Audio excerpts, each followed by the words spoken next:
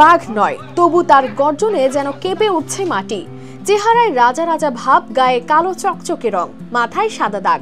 সেজন্য গ্রামের সবাই তাকে ডাকে টাইগার নামে। ঝিনাইদহের শৈলকুপার এক সাধারণ বাড়িতে জন্ম হলেও আজ সে পুরো এলাকার সেরা গরু। ঈদের হাটে তাকে নিয়ে চলছে সবচেয়ে বেশি আলোচনা। আশেপাশে বা বাজারে বা গ্রাম অঞ্চলে এটাই তো আমার নজরে সবচাইতে বড় গরু, এবং এই গরুটার অনেক উজ্জ্বল চেহারা এবং খুব সুশ্রী। টাইগারের জন্ম গোসাইডাঙ্গা গ্রামের সবুজ মিয়ার বাড়িতে। দেশি এক গাভীর গর্ভে জন্ম নিয়ে যত্ন আর নিয়মিত অর্গানিক খাবারে আজ সে হয়ে উঠেছে ঈদের হাটের তারকা। মোনালিসা হেভি ফ্লো 15 পিস প্যাকেটের সাথে 8 পিসের একটি প্যাকেট একদম ফ্রি। গরুর ওয়েট আছে 20 থেকে 22 মণ। আমাদের আমি এলাকায় ব্যবসা করি, হয়তো 2-1 জেলা নিয়ে ঘুরি, এরকম গরু আমার সামনে এখন তো বাঁধিনি। মালিক সবুজ মিয়া গরুটির দাম হাঁকছেন 15 লাখ টাকা। দিনে 3 বার খেতে পায় নেপিয়ার ঘাস, খৈল, ছোলা, ছাল আর ভুসি। মালিকের দাবি গরুটিকে মোটা করার জন্য কোনো ওষুধ প্রয়োগ করা হয়নি।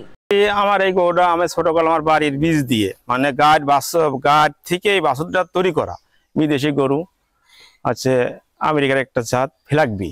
এই গরুটা অনেক দাম, আর এর গোশও খুব সুস্বাদু হয়, খুব দামে বিক্রি হয়। কোনো মোটা তাজা যে কোনো গরুর খাবার ক্ষতি হয় এরকম কোনো খাবার খাওয়ানো হয় না, কারণ গরুটা পুরো রিস্ক হবে। টাইগারের রাজকীয় আরামও চোখে পড়ার মতো। দুবার গোসল, দিনরাত ফ্যান চালু থাকে, এমনকি রাতে একাধিকবার উঠে দেখে নেওয়া হয় সে ঠিকঠাক আছে কিনা।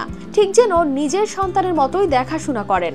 এই গরুটা অনেক ভালোবাসি, মানে ছোট কালিতে এই গরুটা আমি পুষেছি। অনেক শখ করে ওনার টাইগার বলে ডাকি আমরা। মানে আমার ছেলে মেয়ে সবাই ওর টাইগার বলে ডাকে। ওরা খুব ভালোবাসে গরুর ধোয়ানো সবকিছুই আমি করি, ধোয়ানো ছেলে মেয়ের সঙ্গেই করি। প্রতিদিন আশপাশের গ্রাম থেকে শত শত মানুষ ভিড় করছে টাইগারকে এক নজর দেখার জন্য। অনেকের দাবি এমন গরু আগে কখনো দেখেননি। সবুজ ভাই অনেকদিন থেকে গরু পোষে, কিন্তু সে একটা সুন্দর ভালো বিদেশি জাতের একটা গরু পোষে। আমরা দেখি গ্রামবাসী আসে বা সাইডের অনেক গ্রাম থেকে সবাই আসে দেখতে। সে একটা বড় গরু পোষেছে, কিন্তু সামনে একটা কোরবানি। আমরা চাই যে সেই গরুটা একটা সুন্দর ভালো দামে বিক্রি করি, যাতে সে একটা লাভবান হয়, সেই আশা আমরা ব্যর্থ করি। উপজেলা প্রাণী সম্পদ কর্মকর্তা জানান, টাইগার পুরোপুরি প্রাকৃতিক উপায়ে লালিত, কোনো ক্ষতিকর উপাদান ব্যবহার হয়নি। তিনি আরো জানান, এবারের কোরবানিকে ঘিরে নিয়মিত মনিটরিং চলছে, যাতে কেউ নিষিদ্ধ ওষুধ ব্যবহার না করে। আমরা সবসময় তদারকি রাখতেছি কেউ যেন নিষিদ্ধ হরমোন এবং স্টেরয়েড জাতীয় যে ওষুধ আছে এগুলা ব্যবহারকে আমাদেরকে উদ্বুদ্ধ করছে যেন তারা এগুলো ব্যবহার না করে। কারণ এটা ব্যবহারের ফলে আমাদের কি হচ্ছে, সরাসরি আমাদের মানুষের শরীরে প্রবেশ করবে সেটা, যে পশুর মাংসের মাধ্যমে, এবং সেক্ষেত্রে আমরা মানুষ সরাসরি এটা হুমকির সম্মুখীন হতে এবং বিভিন্ন অসুখ দেখা যাবে, আমাদের কিডনি ড্যামেজ হতে পারে। তো আমরা তাদেরকে কুফল সম্পর্কে বোঝাতে চেয়েছি এবং উঠান বৈঠক চলাচল রাখছি যেন তারা এই পথে কেউ পা না বাড়ায়। টাইগার এখন শুধু আর গরু নয়, সে হয়ে উঠেছে এক আবেগ আর এক ভালোবাসার গল্প।